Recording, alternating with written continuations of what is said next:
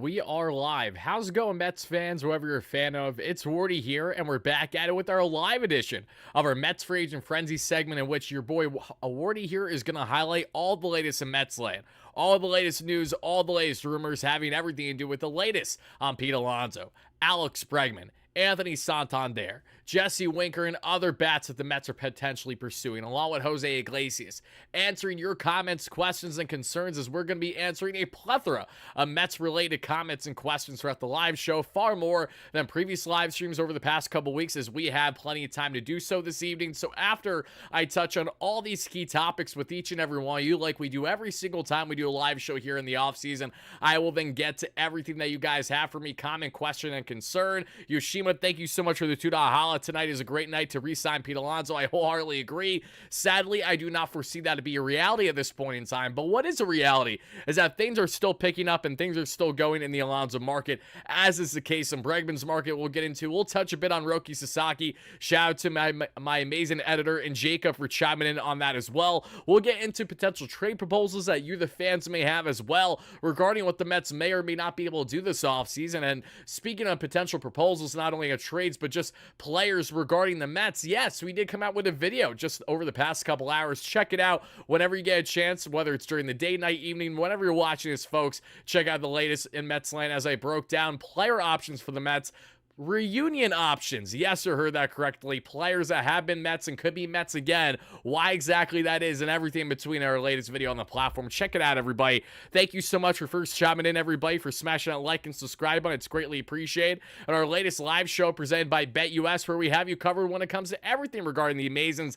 And as I have highlighted plenty on the platform, and I will continue to do exactly that until we, in fact, have this live show on January 7th, everybody, as a sincere thank you for hitting 30,000 subscribers here at WardyNYM. I'm giving away one lucky winner will receive a Juan Soto jersey. And all you guys got to do to enter are the following steps. One, make sure you subscribe to the platform, right? And two, make sure you chime into the live show just like the hundreds of you guys are doing right now live on YouTube at the moment. And to my replay viewers, let me know in the comments down below if you'll be able to chime in January 7th in our evening live show, very similar to this one. I'll randomly select a comment in the live chat, and whoever's comment I select randomly will be the automatic winner, just like we have done in recent jersey giveaways in the past, whether it's been a Brandon Nimmo signed jersey, a Francisco Alvarez authentic signed jersey, whether it's been a signed jersey actually of myself that someone custom asked for after winning a jersey, which I thought was so cool. Lindor jerseys. We've given away so much on the platform, and we will continue to do so. Thank you guys so much for 30K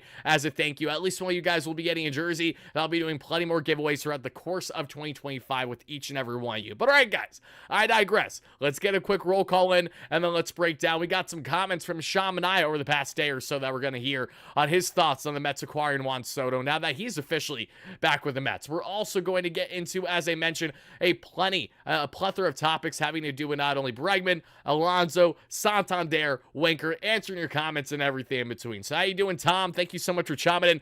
Oscar, Eugene, Andres, Gio, Dan, Jeff, Sanders, Swaggin, Esco, Ed Marcus, Corey, Jacob, D-Bonks, Jay Ward, Dan, Wando, how you doing? Swaggin Burger, Kenny, how you doing?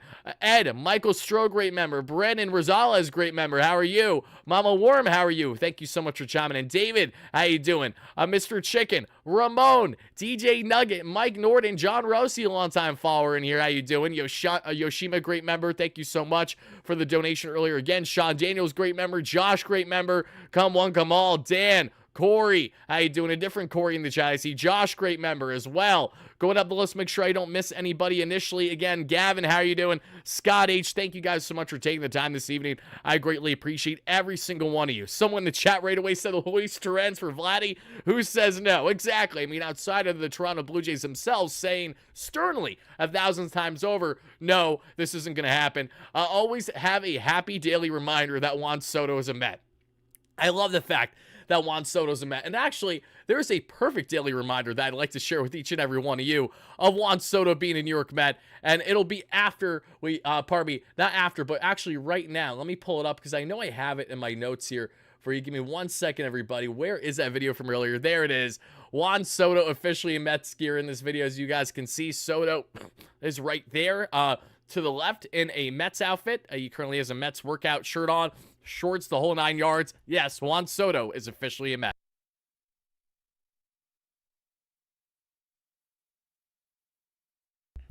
Apologies, folks. If you hear me pause or, take a moment at any point to catch my breath, I'm still a little under the weather, more so when it comes to the nasal cavity and also the throat. So that's why if I pause, it's to cough or just to blow my nose out for a second. But we will roll on as we always do here on the platform. And Happy New Year, everybody. I just realized that, we have another live show going right now. But January 2nd, we got a live show now that we've entered the new year. And I'm so excited to see what this amazing Mets team is going to do, especially with Juan Soto on their side. Kevin Kane, thank you so much for the massive $50 holla. Thank you so much for that, Kevin. Everyone chiming in live on a replay. Folks, if you guys could help us get to 300 plus likes by the end of the live show, and all my replay viewers, the same applies to you guys. Thank you so much in advance. It's greatly appreciated. But Kevin with the 50 piece says, Happy New Year, Wardy. I just don't want to commit major money and lower our ceiling as much as Cohen spends. He's not dumb, and this game takes patience for a dynasty. Sasaki is a big one for me. Does he have the cojones to step in? That will be a young ala Seaver. I mean, listen, I'm not putting Seaver's name attached to anyone right now. I get the point you're trying to make, though, Kevin, and thank you sincerely for that donation. It really means a lot. We'll go right back in the channel, everything that I'm doing in my day-to-day life as a young dad. So thank you kindly for that. And to answer further on this, yeah, I would love Sasaki. We would all love Roki Sasaki. And without going on a tangent here right now on Roki, just to share briefly, we know that the Mets are one of the reported East teams still actively involved in Sasaki's market. For those who are unaware, who have been living under a rock for whatever reason, Roki Sasaki, apologies for the audio there, everybody. Roki Sasaki, who is the dominant young flamethrower coming over from the MPB, Japan's Nippon Pro Baseball League, he has a plethora of suitors right now, but select fewer ones that he's actually going lengths to show interest in and have in-person interviews and even have potential second interviews with, or circling back to see their cities, their stadiums, among other things. The Phillies, for example, were a team that was not granted access to have an interview with Sasaki even after their pursuit of trying to do exactly that. In the case of the Mets and the Yankees, they are among the most notable East Coast teams still involved in his market. Per Jim Bowden, as of yesterday, there's still like 5, 6, 7 teams involved in Sasaki's market.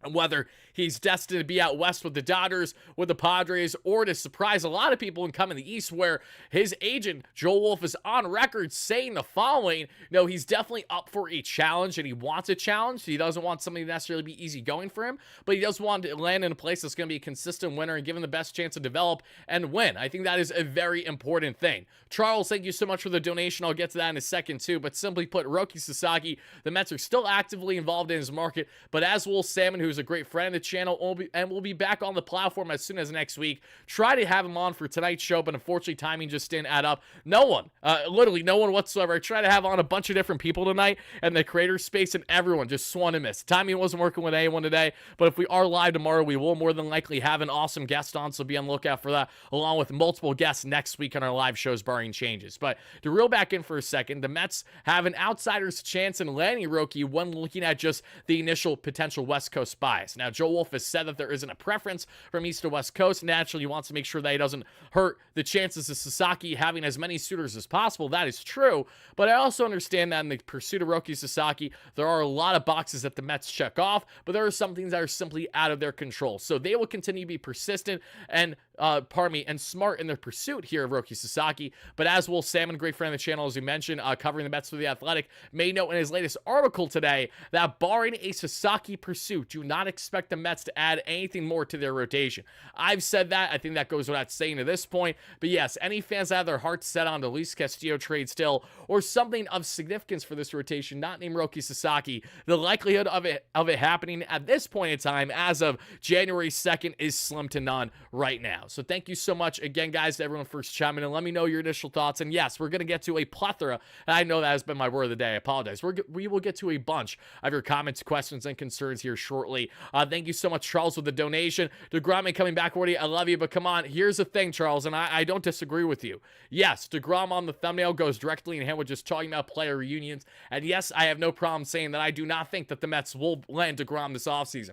If it does happen, it'll happen either the trade deadline or next offseason. Still the course of 2025, which goes in hand with why he's on the thumb. Yes, there's absolutely incentive as to DeGrom's on the thumbnail, player reunion topic. The thought of him coming to the Mets is obviously what's going to entice a lot of people. I'm not denying that whatsoever, but I'm also trying to make clear that I'm never saying verbatim that the Mets are bringing back DeGrom. I just want to have a nice deep dive on players that are currently either in the free agent or trade market that are former Mets that could make at least a level of sense to the Mets to varying degrees. DeGrom is on the lesser end, whereas guys in Jesse Winker and Jose Iglesias that we also discussed in said video are on the highest end of actually becoming a reality to be back with the Mets for 2025. Also touched on another guy in that thumbnail and David Robertson that you guys saw, along with a couple other players as well. So check out that video in case you haven't already. Charles, thank you kindly for the donation. I appreciate it. Always, my man. Let's see here. Mike Norton, a great member of 8 months, says, Happy New Year, Warrior. Hope you and your family are having a great holiday. So sad to hear that you had a stomach bug, my man. Everyone's been getting sick this time of year. Sadly, it is just the time of year for those things to tend to happen, but I hope you continue to rest up and get better, my man. I'm happy to see your fine leading and all those things, so rest up. God bless, and again, I hope you and your family had a very happy holiday, and as we head into the new year, get healthy, get right, because that's all we could hope for. Right, Mike? Wishing you the best. WrestleMan with the $5 haul. Thank you, my man. He says, out of all the people mentioned, who do you honestly think are the 3 most likely to sign, if there are even 3? Out of the video I just did, great question. The simple answer to that is, without hesitation, I am looking at Jesse Winker, Jose Iglesias, and one of, I don't want to spoil every player in the video, but a reliever. And if you guys go back to the video and you watch it, you'll know where it's one of the 2 relievers that I refer to. There are 2 relievers we talked about in the video. At least we talked about, actually 3 relievers at least, as a matter of fact. Talking about 1 starter, that being Jake, and a couple bad options as well. Thank you so much for that donation. I appreciate it. I'm sorry I couldn't be more clear cut, but I also don't want to give everything away for the many thousands of people that have still yet to check out that video from earlier today. But all right, guys, and Joey, thank you so much for chiming in, my man. Happy to have you in here, Joey Lewis. We appreciate you. But all right, guys, now let's get into the latest here in Mets land, and we touched a little bit on Juan Soto. So to piggyback off of that Juan Soto highlight of him just doing some warm-ups today and training there in a Mets uniform, let's hear from now his teammate, that being in Sean Manaea, hearing his quick thoughts on the Mets landing Juan Soto. Here we go. Obviously, it's a huge contract, but if there's anybody, worth it and, that can, is worthy of a contract like that. I mean, it's Juan. I played with him in San Diego in 22, and, you could just tell by his, presence that, he's got the stuff. So, I was super happy for the Mets and him and, how everything played out. And, it's just a crazy process because I feel like, like I said, in San Diego, it was a really huge deal when he came to San Diego. And, that first day was like a playoff game, when he got introduced in the right field. And, I'll remember that forever. So, I mean, it's a crazy thing to, for him to sign and then, for me to, sign back with the Mets and be able to play with him again. So Sean Manaea's first remarks publicly on Juan Soto joining him now with the Mets team for 2025. Michael Levin, thank you so much for how you pronounce your last name, Michael, because it's cut off from my point of view of my streaming software. Thank you so much for the $10 haul. I appreciate that. Let's see. Wardy, until I see Roki choose the East Coast, I won't believe it. Plus, screw Pete. Let him lose. Let him be a loser with the Angels if he goes. Let him take his declining OPS, higher strikeout total over there. Okay, we've had a lot of Alonso negativity I've noticed throughout the course of these negotiations. And truthfully, a part of me is wondering why from the Mets fan perspective.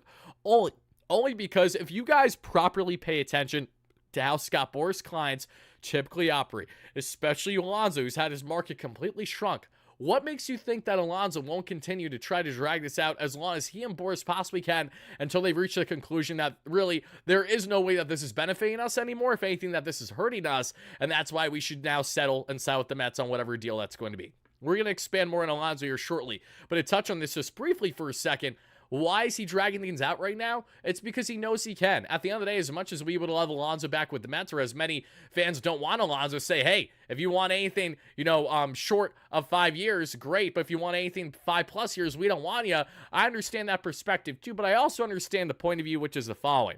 This is Alonso's one and only time to really try to hone in on the market as a top free agent from the first base position. Unfortunately, top free agents from the first base position aren't usually all that coveted unless they're younger, higher upside, and have solid defense. All qualities for the most part in what you're getting in Vladimir Guerrero Jr., which is why his market will be so appealing next offseason, because he's like 3-4 years younger than Alonso. Obviously, a lot of upside, one at his best as an MVP caliber player. So to kind of compare and contrast how Alonso's market is different right now, this is a Pete Alonso that we know, who denied the Mets contract extension of $150+ million over 7 years a couple years ago, that would have bought out the final arbitration years for Alonso entering 2024. So bear that in mind. Alonso obviously would like to make at least that money, if not more that money, but for the Mets and how this market is currently shaping up, they're not going to be the ones to bite right away and say, okay, we love you, Pete. We need you back. No, the Mets love Alonso, but they don't need Alonso. The way that some fans may either interpret that to be or completely believe otherwise. Where Alonso and the Mets currently stand in the market is, again, it's still who's going to essentially bite first. And now that you're hearing reportedly that a schmuck of an owner, an incompetent owner, but one that is so idiotic that he might just do the stupidest thing ever and throw like 7 years at Alonso, and that's Adi Marino of the LA Angels. As we touched on in yesterday's video, check it out in case you guys haven't already, the Angels are among teams that are now entering the Alonso sweepstakes that otherwise weren't publicly in there a week or two ago. So this goes in hand with why Scott Boras and Alonso are dragging things out, because they're still holding out hope that a team can help make things a little bit more difficult for the Mets, force their hand a little bit, and hope that they both land on a deal of at least 5 years, if not more, for what Alonso wants. And for the Mets, a reported deal of supposedly 3 years, $90 million. If that's the case, it's hard to envision them wanting to go anything beyond 4, let alone even 5 years. Feels like it might be a stretch at this point in time for David Stern and Steve Cohen and this Mets team on the topic of Alonso. We'll get back to him later on the show, but everybody, let me know your initial thoughts on the Alonso sweepstakes, and if you've at all built this vendetta or this pessimism against him as the free agent sweepstakes have carried on to this point. And speaking of free agency sweepstakes carrying on, let's talk about Alex Bregman for a bit, everybody. We'll get in Breggy. Shout out to you, Edwin. We're going to actually talk more on the topic as soon as next week when I have a special guest on, so be on the lookout for that, Edwin. But thank you so much for chiming in. Great memory.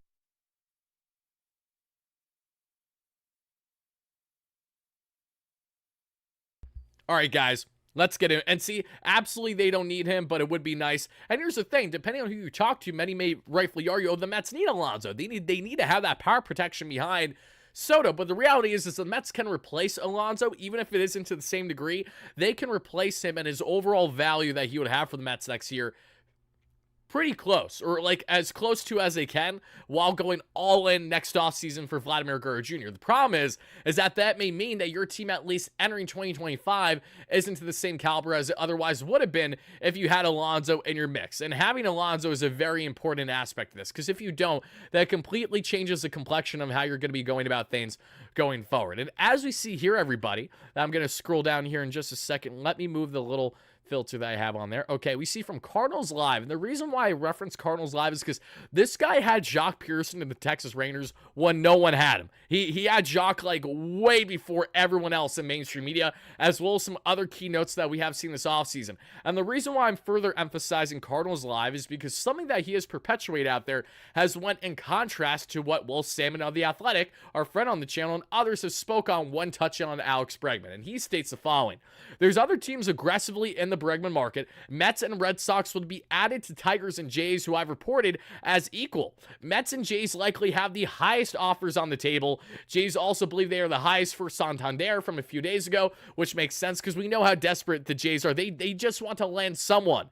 They need to land someone. That is a huge emphasis for them. And I can respect that, and I can certainly understand that too. But he goes on to also say that according to one source close to the situation, if Jays miss out on Bregman, they have as multiple conversations with the Chicago White Sox of their interest in Moncada, Turner, and another name that's popped up, Turner that being in, and who was with the Blue Jays last year, and Justin Turner, but not as high on the list for obvious reasons. Mets, Bregman, Alonso, all still current. Cardinals and Nolan are literally waiting on Bregman at this point. They need action, and Red Sox have become serious.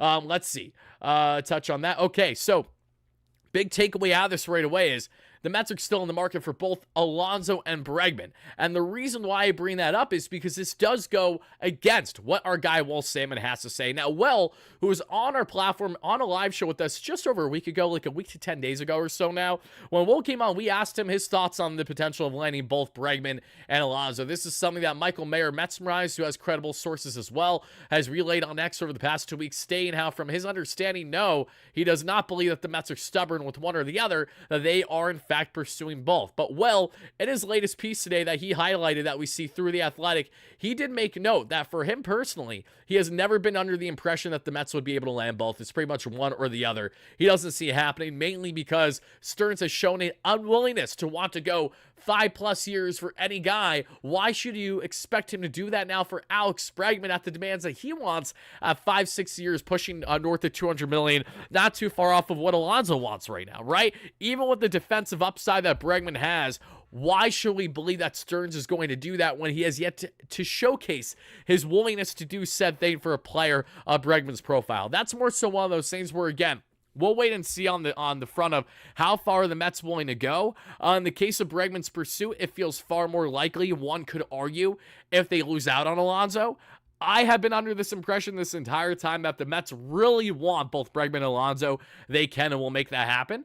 But I'm sure that in the case of Stearns and Bregman, there's probably a lack of willingness to want to go beyond a short-term high AAV deal. And what we're going to touch on in a second with Bregman is not only where the Tigers stand, the Red Sox and others, courtesy of Ken Rosenthal speaking on Foul Territory today on their live show, but also on how this market has been very controversial with Bregman. It's been yet again where we've heard a lot of reporting on what should we believe, what's credible versus what isn't, versus what is going to just ultimately happen when he finally lands somewhere. The same way that Bregman hasn't landed anywhere is the way that Burns' market stretched out as long as it did before he finally reached that deal he was happy with the Arizona Diamondbacks in the long term. In the case of Bregman, we know Bregman wants the long-term deal. And while a short-term high AAV proposition, such as what we saw Matt Chapman receive a year plus ago from the Giants, and then sign a long-term extension with him, which I think, again, I have pessimism with how he's going to grade out going forward, but I understood why the Giants did there and have some stability at the hot corner for the next number of years. They're led by Buster Posey, who's now the leader in charge over Farhan Zahaidi over that ownership change, not ownership change, but front office change rather over the past couple months.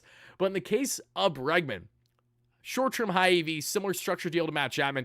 Give him a player option after the first year. If he opts out, try for a long-term deal with him, or he can look for a bigger bag while still being the peak prime of his career now at the young age of, 29, 30 or so is the case of Bregman, a multi-time World Series champ.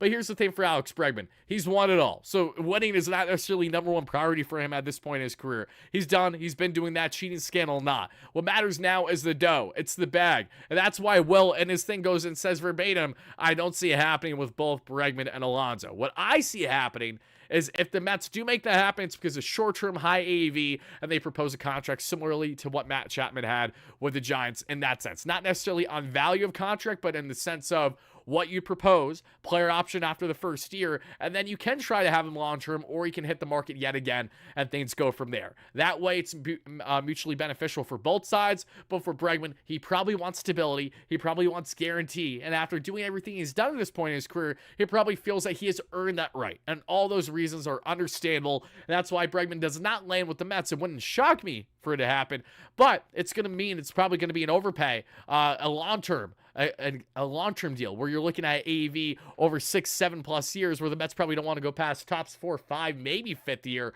When we look at the Detroit Tigers, when we look at the Toronto Blue Jays potentially, and some other teams currently in the market for Alex Bregman. So let's touch more on Alex Bregman, and let's hear the thoughts that were from Ken Rosenthal earlier on Bregman and his market.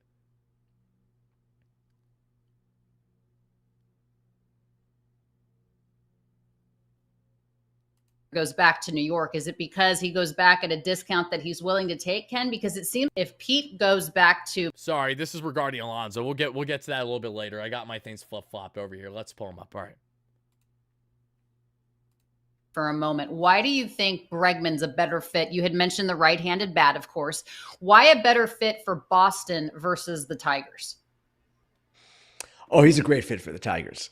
And I just don't expect the Tigers to spend. Okay. And Scott Harris, since he has taken over as GM, I believe his biggest contract for a free agent is $24 million, something like that. It's low. And the signings that they've had so far, both 1 year, $15 million, Alex Cobb and Gleyber Torres. Now, it makes sense to me that they would go big for an Alex Bregman right now. And I know they've got young players coming. They've got Young's younger brother, Jace Young, coming at third base. But Alex Bregman is an established player. And if you add talent, then you have a surplus of talent and you can trade talent for other needs. That shouldn't be something that's prohibitive to the Tigers. But their owner, Chris Ilitch, who is the son of Mike Ilitch, does not operate the way Mike Ilitch once did. Mike Ilitch spent, and he spent big. It's almost comparable to the Yankees with Hal Steinbrenner versus George Steinbrenner. Actually hilarious, because I haven't watched this clip in full until now. I just know that Ken touched on how the Tigers maybe aren't the strongest suitor the way that you initially think to land Bregman, even though that they've been heavily involved in a constant pursuit for Bregman, rekindling that relationship with AJ Hinch, as well as to actually have stability at the hot corner of that infield for the next number of years, as they push to be yet again a playoff team entering 2025 now. But it is interesting, the comparison to Steinbrenner, because I thought the exact same thing. We know the Tigers have had an unwillingness to spend, but we also know that the Tigers have had a lot of mediocrity when it comes to how their front office has been handled up until the past couple years. When Scott Harris got in there, things finally started to trend in the right direction. Prior, they were continuing to make nonsensical moves. That's why Javi Baez is in a Detroit Tigers uniform when the guy shouldn't even be in the league with the way he's playing, unfortunately. Love you, Almago, always will, but my God, you don't know how to swing a baseball bat right now, do you? In the case of the Tigers and their market, it's fascinating because what we heard yesterday from John Heyman and others was that the pursuit is heavy, it's serious, and it's real for the Tigers for Alex Bregman. They really like Bregman. There's mutual interest there, but there's still a sizable gap. Now, we heard outside looking in would be the Boston Red Sox and their pursuit here of that being in Bregman. Now, Cardinals Live, who we just referenced, who is an anonymous source who's had things right this offseason, he stated that the Red Sox and the Mets are right in the mix there, as are the Blue Jays and one of the Tigers. That it's interest, there's serious interest there, things of that nature. But for the Red Sox, Bregman makes endless sense for the Red Sox in the case of them going the hot corner right away and him thriving in Fenway Park. But if we're going to take what Craig Breslow, the GM of the Red Sox, said publicly just over the past 48 hours or so that we touched on the channel, which is why I said that the Mets odds appear greater than the Red Sox right now, is because he said straight up that they're not going to move that they're not shopping Tristan Casas. And Tristan Casas, as of now, is your starting first baseman for the Red Sox. If you trade away Casas, you move Devers to first, you got Breg, hot corner, you're cooking. Then that's what you want, even though I like Tristan Casas a lot. It doesn't make endless sense for the Red Sox to trade a young, controllable talent in Casas if they don't have to, especially for Bregman, who's already hit the peak prime of his career.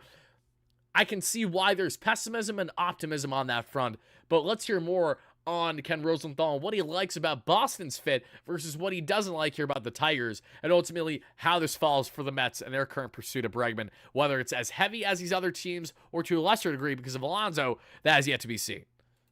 And Scott Harris seems to be the right kind of head of baseball operations for such an owner because he wants to keep those paths open for younger players. Now, they just blocked Torkelson a little bit, but Torkelson hasn't produced.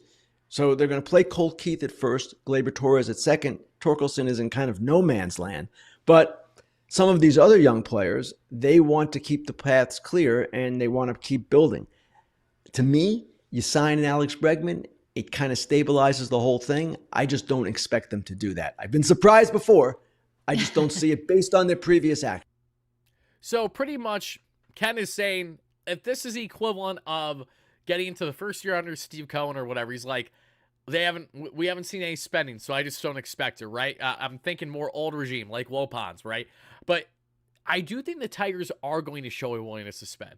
And I don't think that you should write them off at all. I think the Tigers are as diligent, as smart about this as possible. I think Scott Harris is going to rewrite kind of history and going forward for Detroit as now a team that's not on the cusp of being a playoff team. No, they made the wild card last year. They proved a lot of people wrong. So we know that the Tigers now belong, that they are a team that should be taken seriously as a playoff caliber team coming out of the American League. If you add Bregman, that makes things 10 times better for them in their immediate future, gives them a greater chance to push for that wild card spot, if not try to obviously win it all in the division, but that's far easier said than done with how the Tigers are constructed and what they have ahead of them. Still though, Tigers, Red Sox, that's kind of the latest from what we're seeing on their markets right now. We'll see if that persists or if that changes at all. And we saw my man Robbie Hyde even touch on this a little bit earlier today too, on what factors maybe favor the Red Sox versus what favor here, or what don't favor the Tigers. So that's the latest here on Alex Bregman, everybody. I will defer let's go back to Alex Bregman, and I apologize for that still running.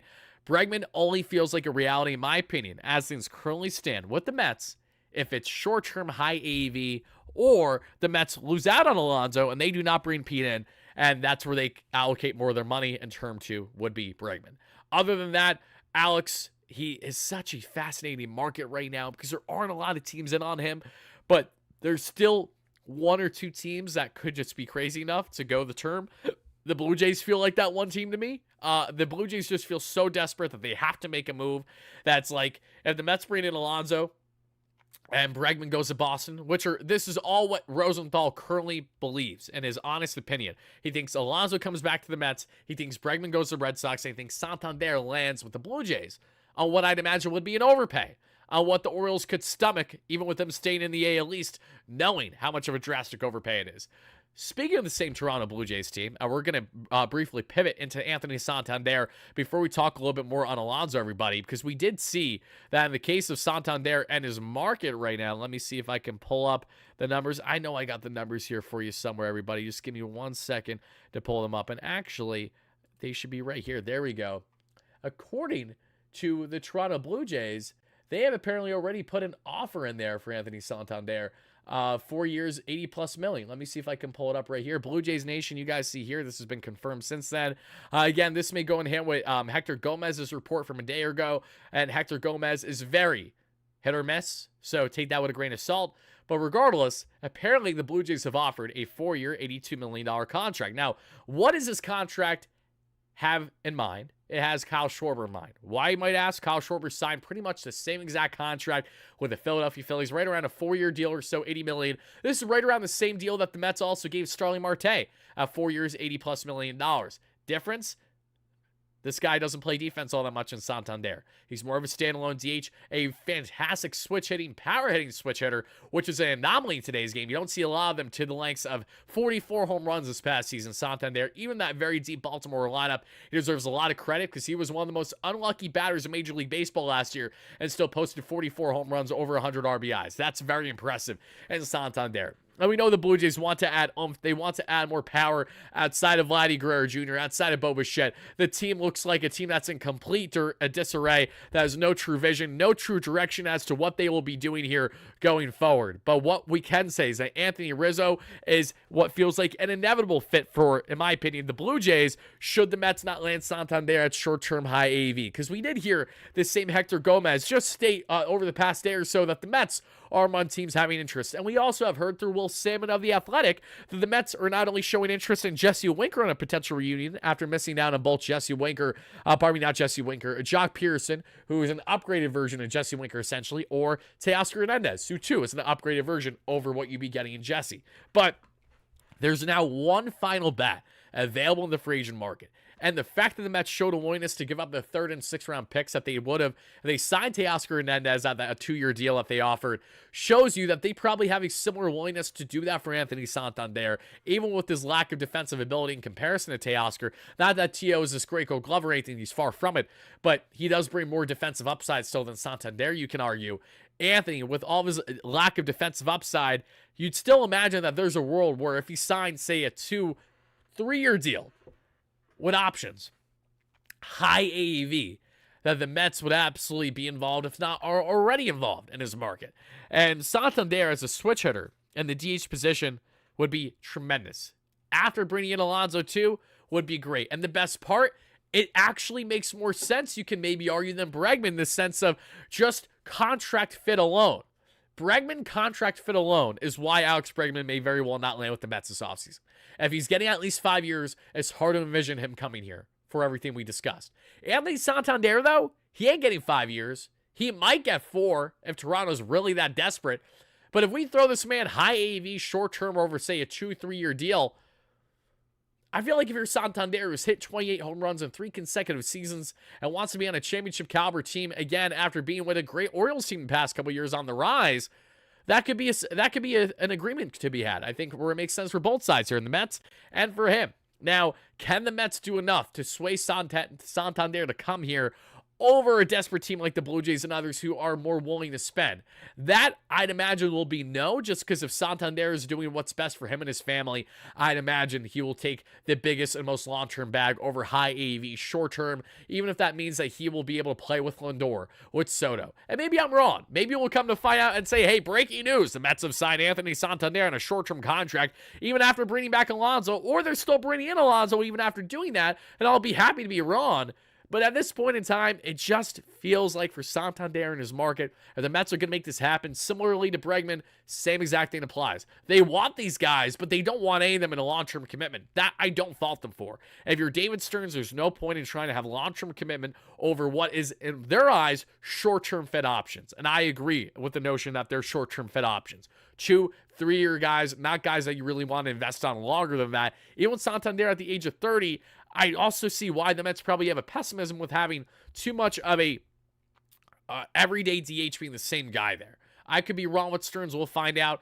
But same thing with Vientos, and his lack of ability to move out of third base would be apparent if you sign Santander. That means you're further committing to Vientos at third base, barring changes. So I can see why that could be an overlap as to why it doesn't happen either. But regardless, everybody, as the Santander market continues to move on, whether it's a 2, 3, 4-year deal, when we find out more rumblings regarding other teams pursuing him and or the Mets themselves, rest assured we will continue to cover it here on the platform. That's the latest there on Anthony Santander, a switch-hitting phenom that I would love in this lineup, but I kind of have to see it to believe it right now. That, in my opinion, feels like a lesser likelihood, as Jesse Winker, in my opinion, feels like a 10 times greater likelihood. Not just because the Mets have active interest in Jesse Winker, but just because there's been so many things as to why there are things connecting right now. Things happening, Mets fans in frenzy. Yes, and I would also like to preface to any fans out there that really get their you-know-what's in a twist over the title of the live show being Mets Free Agent Frenzy. I'm sorry, but you're going to get through this, okay?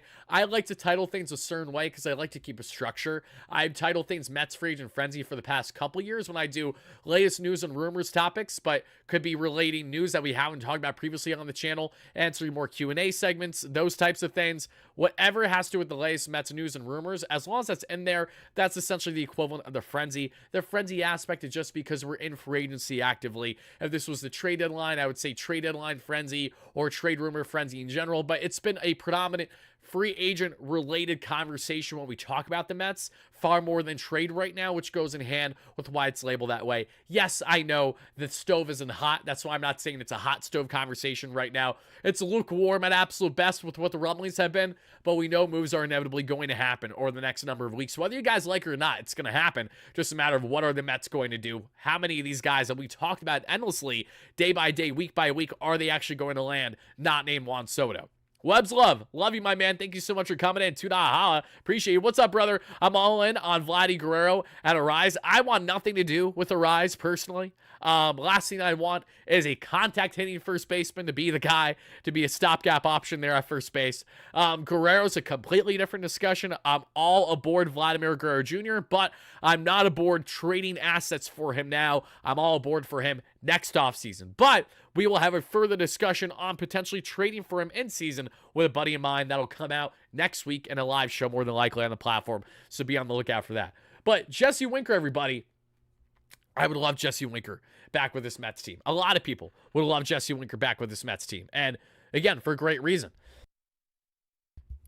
Everything that we've highlighted on the platform regarding Jesse Winker has kind of led us to this point, from what Will Salmon and others have reported at this point. Do we know that the Mets are actively involved in the market for at least 2 bats pretty much? Yes. Do we know the Mets could land a duo of Bregman Alonso? Yes. Do we think it's likely? Not necessarily. Do we know that the Mets could land Alonso and Santander? Is that likely? No clue right now. Could the Mets land Bregman and Santander? Yes, but it's really hard to envision that right now.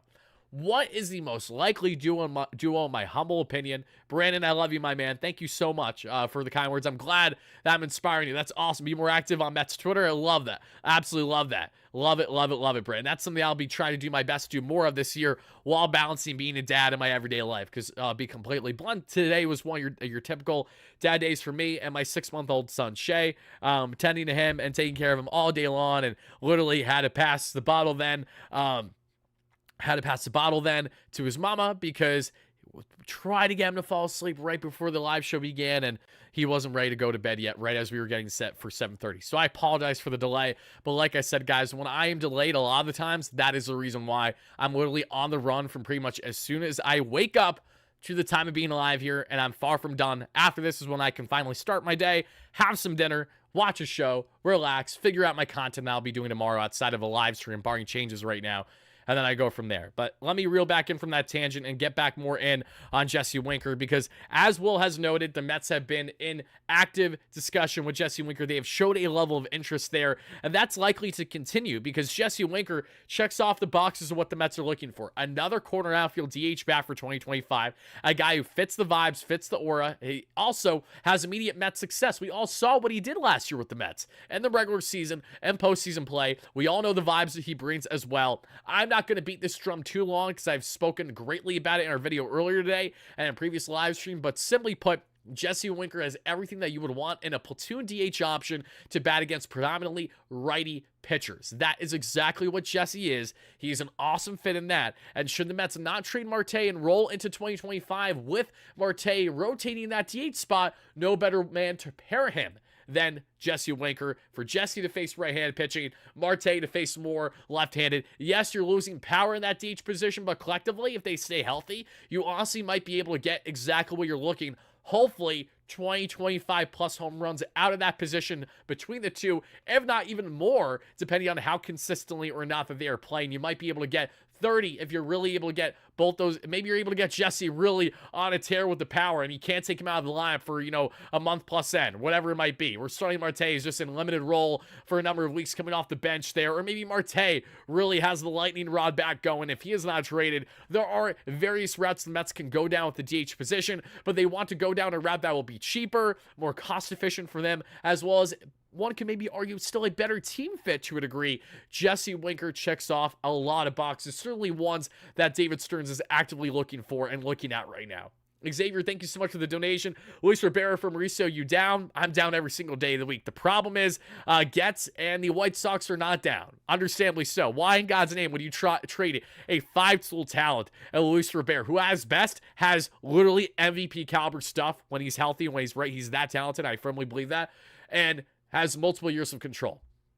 The White Sox are not trading Robert unless they get a King's ransom right now, or more than likely he could be traded at the deadline after having a strong first half after what's been a very underwhelming past really year and a half or so with injuries that he sustained and just a terrible structure, clubhouse. Everything is just toxic when talking about Southside Chicago, which is those White Sox. But thank you for the donation. Great question. We're going to get some more of your questions, folks, in the live show, so be on the lookout for that. As that's the latest here on Jesse Winker. So now let's get into a little bit more on Pete Alonso, his market. What is Ken Rosenthal currently feeling versus others?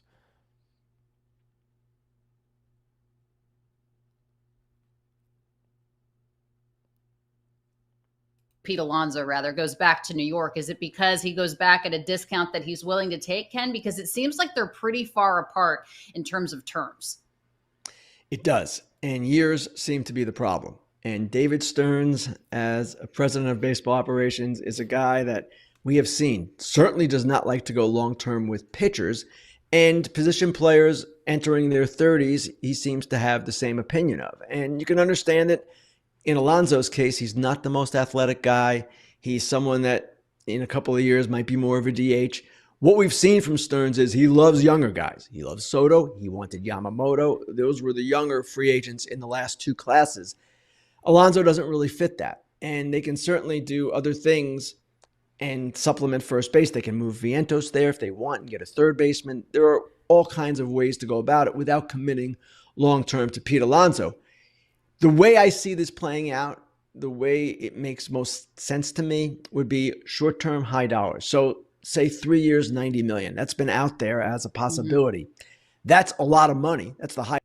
Give me that every day of the week. Give me short-term high AV and opt-outs after the first and second, and we are cooking. I want that so bad. I know Alonso doesn't want it. He wants more stability. He wants more term. And I love you, Pete, but there's so many reasons as to why we shouldn't give this to you. It has everything to do, unfortunately, with how Scott Boras has played you and the market. He played you in the sense of swaying you enough to take on Boris as your agent to represent you for 2024 throughout the year heading in the offseason. That pressure weighed on your shoulders so much throughout the regular year, which directly impacted your market value. Is as great as you were throughout playoffs, and you were, Alonso, and that's why we want you back. And in large part, some could rightfully say, including myself, doesn't change the fact of how you project with your lack of defensive upside, your poor base running, and your prototypical profile as a number 4 slugger in this lap and other laps that they don't want to invest more than what they typically do for short-term high AAV or just short-term first base options in general. Sadly, Alonso did not separate himself nearly enough, and he does have Scott Boras in hand to blame. I understand we all want Scott because he's the guy to give you the biggest bag, but I think as much as there is highest upside with Boras, there is also highest risk, and we've seen that with Jordan Montgomery and Blake Snell in their market a year ago. How will this fare now for Alonso as this waiting game continues? It's a great question, but you can clearly tell that 3 years and $90 million, I think, would be a perfect sweet spot. Not what he wants, which is why he hasn't accepted something like that at this point, but no less could in fact be something that becomes a reality unless they reach more in the middle in 4 years, which I'm content with as well, as long as you still have opt-outs apparent. Highest AAV ever for a first baseman by a good amount. And it would give Pete Alonso that distinction. He also could get an opt-out maybe and try again to hit the market. So it just seems to me, Alana, that he is someone that is established there. He has proven himself there.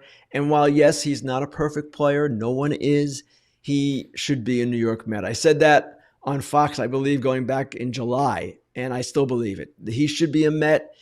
Yes, there are issues that you can anticipate over the years to come, but you know what? That kind of power, we just talked about Santander, Alonso power is rare too. Alonso power is rare, but the unfortunate thing, as I just alluded to, 34 home runs isn't as rare as we wish it was, right? The consistent 40-plus home run plateau seasons that Alonso has when he's at his best, 40, 45, I was such a schmuck for thinking that in a walk year, he was going to push for north of 50 again, 45, 50 range, because of the fact that he's now going to be a free agent, that he wants to take advantage of his walk year and really juice up his value. He unfortunately did anything but up until postseason began there against Devin Williams with just 1 out to play in Milwaukee Game 3 of the Wild Card Series. Now, Alonso's market where things currently stand goes directly hand with what we have been saying to this point. You can't replace Alonso's power straight up, but there are routes that the Mets can go down to at least make it more digestible to not have Alonso at least for 2025. And I don't think that they want to play without Alonso. I just think that the Mets are very confident in what their pivot options are. Should they go to them? Should it be more focusing on Alex Bregman? Should it be more focusing on Santander? Should it be more focusing on shifting Vientos to first and considering in-house options for third base? Whatever they may be, the Mets clearly have a comfortability where Alonso simply doesn't right now in this market, which is why he's still out there and he's still available. But let's get back to some comments, everybody, because I know I have some donations I got to answer for you all. So give me 1 second to do exactly that. And again, I appreciate you all. Let's see. I did see a comment earlier from someone saying, hey, like I donated, but I didn't touch on it yet. Let me see if that is the case or not. Give me 1 second, everybody. Alex Soto, you donated earlier, Alex. Let me see if I missed it or not, Alex. If I missed it out, oh, here we go. There we go. Alex Soto with a $5 holla. Alex says, hey, bro, Happy New Year's. Just got on. Don't know if this was covered. Do you see the Mets trading for Vladimir Guerrero Jr.? God bless. Personally, do I see them trading for him? No. But do I understand why this continued conversation is going to happen? Yes, I completely understand why the conversation will happen. We'll talk more on that potential next week. But I'm telling you right now, if Vladimir Guerrero Jr. is going to ever be a New York Met, the likelihood of it happening is 10 times greater next offseason when he hits a free agent market than it is this offseason. Again, that feels like common sense, but I'm going to relay that again for some people that maybe feel otherwise. Webs Love, thank you for the donation earlier. Xavier, same exact thing. Let me get to DMAC. Great member of 5 months says, is Jeff McNeil a viable backup plan for first base if Pete walks? And I'll be completely honest by saying that McNeil can play any position. He's kind of like Canna when he was here with the Mets. We love Mark, if you know, you know. And Canna was those types that could even give you first base reps, third base reps if you really need him to. Pretty much any position outside of like short, second base, even though Canna could at least be there. McNeil's not a guy you want at first base. Jeff has had a first base rep, if I'm not mistaken. He's had playing time there, very little, and that's something that the Mets should have to consider only if they really have to. And furthermore, I don't see a chance in hell as to why the Mets would head into 2025 in confidence with a notorious contact hitter and Jeff McNeil being their saving grace at first base as their stopgap option for Pete Alonso at first base. I think the Mets consider Vientos far heavily in comparison between the two first. I think the Mets consider external options more significantly before considering someone even like Jeff McNeil at first. Fair question. It's an interesting one. Webb's Love with the $5 house says, would I take Correa's contract if it meant getting Pablo Lopez without sacrificing a top prospect? Could the Mets get Ryan Helsley? They took Arenado. So the latter is where we have a greater opportunity and reality than the first one. The Minnesota Twins, as much as they would love to shed payroll, you really think that they're going to go at any realm of world where they're trading Correa in that contract to pair with Lopez to lessen the value? That just doesn't make any sense if you're Minnesota. Because let's be frank here, everybody. If the Minnesota Twins traded Pablo Lopez and Carlos Correa straight up to shed payroll and went into this retool phase where they're still trying to compete, what makes you think that they're going to get themselves to a position that's going to be anything better than what they kindly are currently positioned at player-wise? It's not going to be the case. The Twins need to be swayed in this situation, and for the Mets, they have endless reasons as to why they're not going to be landing Carlos Correa. I think the Yankees are more likely between the two from the rumblings we've heard, and also just the lack of willingness by the Mets to want to eat that contract. I know it's not as bad as what it would have been if he signed with the Mets at over $350 million, but it's still a sizable contract, and one that I'm sure Steve Cohen wants very little to do with, understandably so. But as you get into Ryan Helsley, who was a tremendous reliever for the Cardinals last year, he could be on the move. He is one that I think does make more sense if you paired him with Arenado's contract. Why?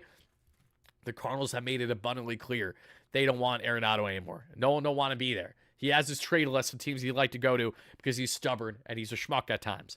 Helsley, if you can acquire him and eat Nolan's contract, I can stomach that if it means you bring back Alonso 1 and Vientos is going to be getting more consistent reps at DH. I can live with Nolan Arenado to a degree, but he has also declined so much in a short period of time offensively that I think the Mets could really be hurting themselves. Even if he brought in Arenado with all the great defense that he brings, he's not getting any younger. He still has a couple years of control in his contract, and he's clearly showing regression right now. He's clearly on the decline. Even if he gets rejuvenated by a team like the Mets, it's like, to what degree? Kind of crazy, though, at the thought of Nolan Arenado being more of an afterthought in your lineup when he can still produce offense for you, obviously. Then you would be looking at Lindor, Soto, Nimmo, no particular order, but let's just say Lindor, Soto, Nimmo, Alonso, Vientos, Arenado, Alvarez, and everyone else in coming in that lineup. That's not a bad lineup at all. But Arenado, yes, I would absolutely be in favor of that if you could do it if you could get Ryan Helsley for lesser. But if you're the Cardinals, it would make a lot more sense to just try to trade Ryan outright, or as part of not a bad contract, you get the best return. Otherwise, they know that's more of a salary dump, and they're giving up an elite reliever from this past season in the process of doing some salary dump. Is that the biggest priority for the Cardinals? It might be, but until we find that out, that's still a question mark. So, fair questions, Webb's Love. I appreciate the creativity here. I think the latter makes more sense, but neither do I think is something that's destined to happen at this point in time.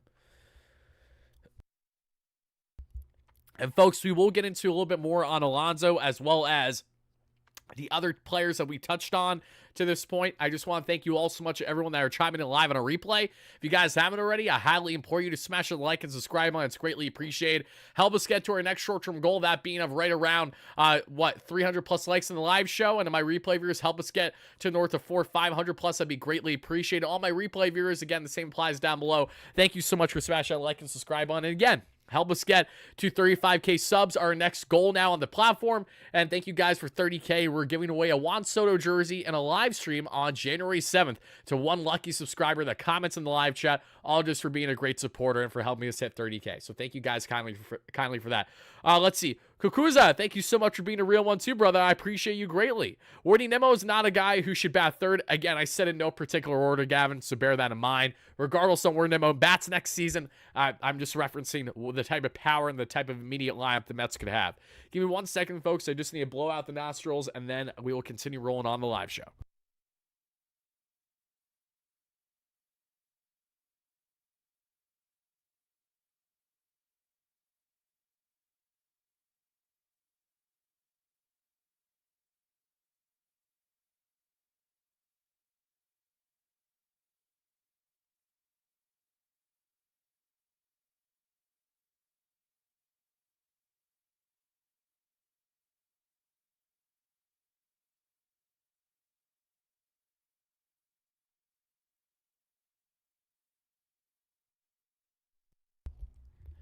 Gavin, I did not read your review from Apple Podcasts for the reason, no worries if you said my fault, but do you say my fault because it's a bad review, or are you just asking if I read the review? I have not. I will definitely go check that out for sure. I appreciate you. Unless you wrote that date down. What date did you write down, Daniel? Now I'm losing it over here. I am. But all right, guys, let's reel back in for a second and let's see what else I want to touch on with each and every one of you today. So a little bit more on Alonso.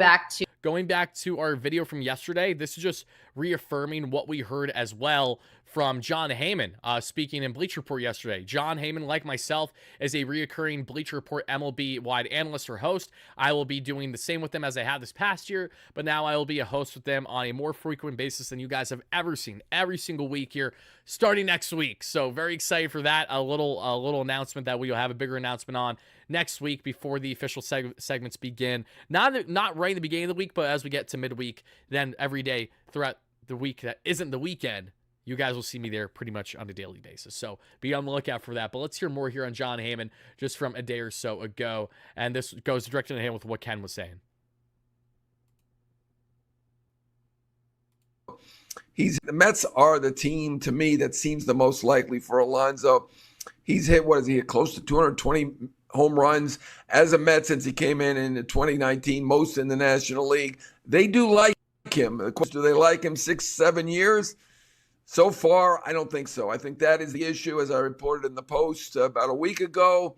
There is a gap, and I do believe the gap still exists. And they've been looking at other outfield and hitting options. Certainly, we know they thought about Teoscar. They looked at Jock Peterson. They're going to look at all the other guys. And I'm going to mention a lot of other guys. We're going to talk about Santander in a little while. That's another outside possibility. Pete Alonso, I still think, to me, if I was going to pick a team, I still think it's the Mets. In fact, I was in Publix today waiting on the sandwich line, which does not move at Publix. I don't know if you... There's something about Jon Heyman patiently waiting in a Publix sandwich line that I find so funny that I would just love to see someone snip a photo of him, like with like three just massive subs in his arms that he's trying to hold together as he's patiently waiting in line. I'm an idiot. All right, go back. You've been there. They got great sandwiches if you can get one. And a Mets fan came up to me, had a Mets hat on, said, "You Jon Heyman? What about Pete Alonso? Are we getting Pete Alonso back?" I couldn't really answer for sure, but I do think that the Mets are the most likely of all the teams, even if there is a gap at this point, because... Okay, so I appreciate the input, John. Thank you. Justin with the donation. Thank you kindly for that in the chat, Justin. He says, are there rumors DeGrom is available? True. I have seen rumblings of DeGrom's availability this offseason with the Texas Rangers having a willingness to want to shed payroll. I have not seen any overwhelming rumblings, however, though, of DeGrom being made available straight up, and two, the Mets pursuing him. Those things are not at all what is currently happening. And if that does in fact happen, we'll talk about it. I don't foresee it to happen in the near future, but that's the latest on that, Justin. Thank you for the donation. I appreciate that. Let's see. And Kevin, no worries at all, Kevin. Thank you so much for the $20 donation. You are the absolute best, my friend. Let's see. It is not smart to just, isn't it not smart to just see what we have in the kids? I'm so glad you said that, Kevin. We're going to talk about the kids in this one. Yes, get short-term high AV bat in Sasaki if you can, but it's a process. Don't want to give long-term deals out next offseason with being a huge, remember the Dodgers don't time. No, I agree. I wholeheartedly agree. And that's exactly why the Mets are not just going to shell out long-term deals for the sake of shelling out long-term deals. That is not something that they are going to do. But what the Mets may very well do, what may in fact become a greater reality, is these short-term high AV deals while giving the keys to some of their younger options too. Juan, congratulations, my man. Happy birthday to you. God bless you and your family. Hope you have a blessed birthday. I'm very much so appreciate you spending some of your birthday with me, the short schmuck that is Wardy this evening. Always means a lot. Happy birthday. Let's get some hype in the chat for our guy Juancito in here for his birthday. Love it, my man. Straight from Puerto Rico. Happy birthday to you. Love to see that. Happy birthday, brother. But guys, to talk a little bit further here on the kids and the future of the Mets on that front, especially third base. I'm going to touch on that in just a minute. But before I do, I did want to show you one thing that all these industry insiders are having in common. From Ken Rosenthal, from Jon Heyman, and now what we're going to have here in Mr. Robert Murray. Robert does a very good job. Robert is like the lone man that I could say, like, actually has credibility at Fansided. It feels that way. This is not a slight on everyone at Fansided, but they are in a lot of ways a fan-based blog. So Fansided has a lot of bloggers that are try to say things as if they are fact, as if it's like, oh, like this is a legit thing, when it's more of just trade proposals a lot of the times more than anything else on what could happen. And a lot of times of things that will never even get close to happening. Not even like speculation, right? At least it makes a level of sense. A lot of times they're just so out of pocket where it's like, breaking news, the Mets are acquiring Mike Trout, like that kind of shit. It doesn't make sense. But Robert Murray has done a very good job on covering all aspects as an MLB insider for FanSided the past couple of years. And this is what he has to say on the Alonso market. Very similar to everything that you're hearing from others. We're hearing numbers of, perhaps the Mets are willing to offer 90 million and Pete Alonso wants something upward of 100. That's a lot for a first baseman. You don't usually see those types of numbers for first baseman. I mean, how far apart do you think both sides of the equation are? I think we're at a pretty sizable gap at this point, and that could lead to a lot of different things happening here. It could allow a different team to swoop in and steal Alonso away from the Mets, and that would force them to kind of scramble, especially with such limited options available for them at first base. I mean, they could move Vientos over to first base and maybe end up signing someone to play third. I mean, there's some possibilities there, but there is a pretty big gap here. And there's a team, I know we're going to be talking about it later, but the team that I think that should swoop in and get him is the Seattle Mariners. They have such a need for another bat. They need. They got to show willingness to spend. Robert knows it. We know it. And that's why he says, I wanted it to happen. I would love to see it happen, but he doesn't necessarily expect it to. Offense, they need to supplement that pitching. They cannot trade from that pitching in order to supplement the offense. Keep the pitching staff intact. Go and improve the lineup. And the best way to do that is either with Pete Alonso or Bregman. I've been adamant about that. I did a pretty big rant about it on my podcast the other day. And here I am again and doing that again. So, yeah. I love that. I love it. Okay. Appreciate the insight there from Mr. Robert Murray, seeing that there's still there's that big gap between the Mets and Alonso, mainly having to do with the years. That's been reiterated countless times again. Tio, my man with the $10 holla, great memory here. What's good, Tio? Wardy, let's get this Alonso deal done. Sign Santander, 2 relief pitchers and Roki. Bring on the Dodgers. We got this, LFGM. Love the optimism, and trust me when I'm saying you're preaching the choir, my man. You're speaking, again, everywhere, every way that a Mets fan should and wants to be speaking right now. We all want the same things for the most part. Appreciate the donation. Great member. Thank you kindly for that. But guys, to get from talking about Alonso here a bit on his mark, and you guys can continue to share your discourse, positive and or negative, in the chat and our replay versus comments down below. Same applies. Now let's pivot a little bit to the youngsters, because some things I would love to highlight here are courtesy of our friend on the channel, Will Salmon, who will be joining us as soon as next week, as a matter of fact, as he came out with this brilliant article earlier today. I'm not going to read off everything from his article because Will and we built such a nice relationship already, and I don't even want to do my guy wrong by kind of saying too much when you guys aren't even going to have a reason to click on the article. I'm not going to do that. There's a paywall because it's through The Athletic, so I'm just going to relay a couple notes here from questions that fans have asked Will Saban that he has answered straight up. And one of them was the following, which has everything to do this time with the Mets infield options, including someone like Ronnie Mauricio. So let's touch on that in a second, folks. So let's get into this. What if the Mets don't re-sign Alonso? And this comes from a fan by the name of Ray. Shout out to you, Ray, whoever that was that sent it his way. And this is what he answers with. I don't have an exact answer, obviously, but from my impression, but from my understanding, I wouldn't be surprised to see if the Mets like their alternative internal options for third base and Beatty, Mauricio, etc., and that they have enough there to give them a try to start spring training. Shift Vientos to first base, should Alonso not come back, or give Vientos more DH reps, even in the scenario that Alonso, say, returns. There is a route that the Mets may actually consider that. But what feels like a likelihood is that the Mets do land Bregman, it may not be with Alonso paired. It may be one or the other, as Will has countlessly noted in his article here. When people have asked furthermore on Mauricio in particular, that is what I want to touch on with each and every one of you. Just give me 1 second, make sure that I can find it here in the article.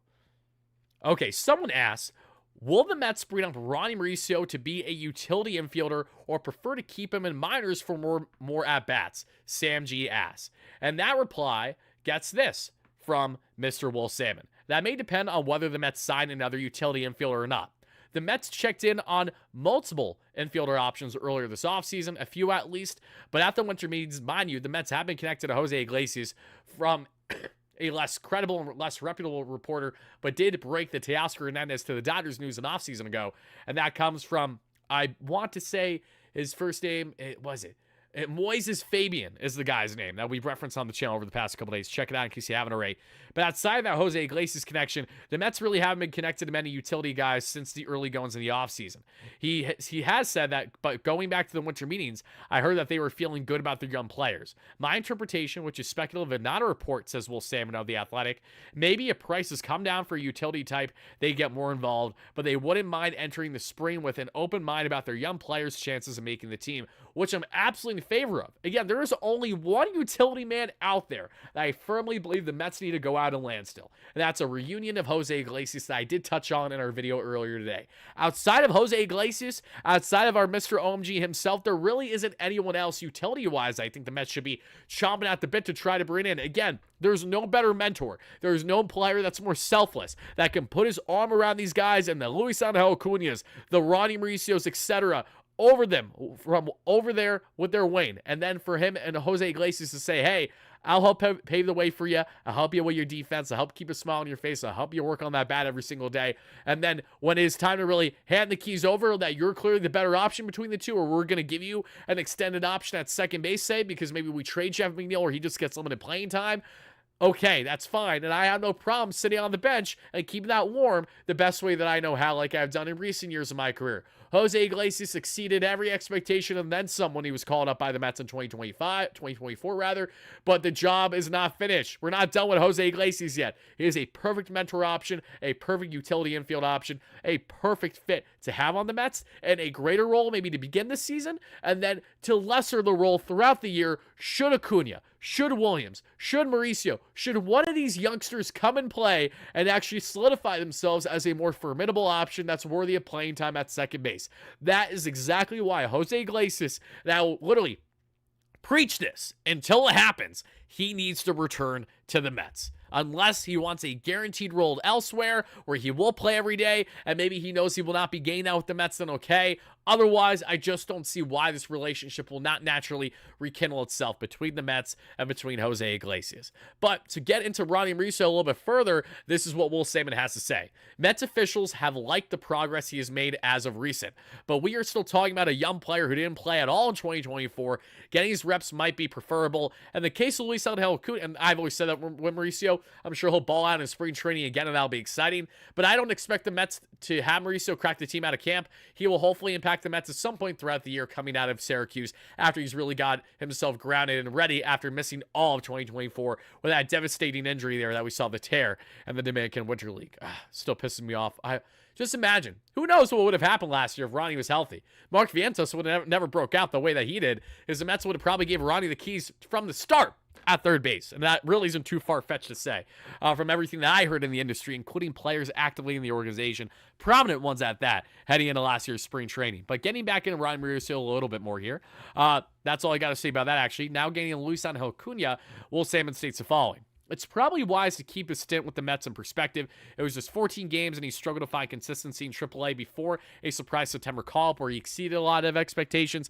In all cases, these players probably need to demonstrate positive positive signs in spring training before anyone pencils them in anywhere on the Major League roster. And I agree with that. It's going to be a dogfight with the Mets' in-house options, which I love. It's a bigger dogfight for that second base position outside the veteran McNeil and potentially the reunion of Iglesias than what we've seen in recent years.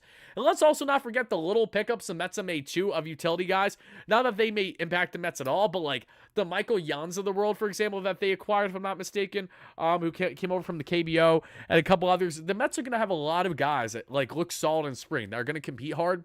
And as we cover some spring training games, we're going to be like, oh, wow, yeah, this guy actually could be a fit off the bench. When in reality, we have to realize this is not spring training. This is a regular season. That's why you don't need to buy into Zach Short and all he's doing, or believing that Tommy Pham's swing and miss 2023 spring is the end-all be-all, when he would go on to have greater stretches of offensive upside than any other short-term bat option that year between himself and a lot of other guys. But No less, that's the latest on those youngsters from everything that I see to this point from Wells. So I appreciate him. Check out Will Salmon's entire article in case you guys haven't already. That was dropped just over the past couple hours on The Athletic for you guys to check out at your leisure. But now let's talk a little bit more here on not only Alonso, but the other player pursuits that the Mets have. And now that we have reached over the, what are we at, almost the hour and 10 point of the live show here. And thank you guys so much, everyone watching live on a replay.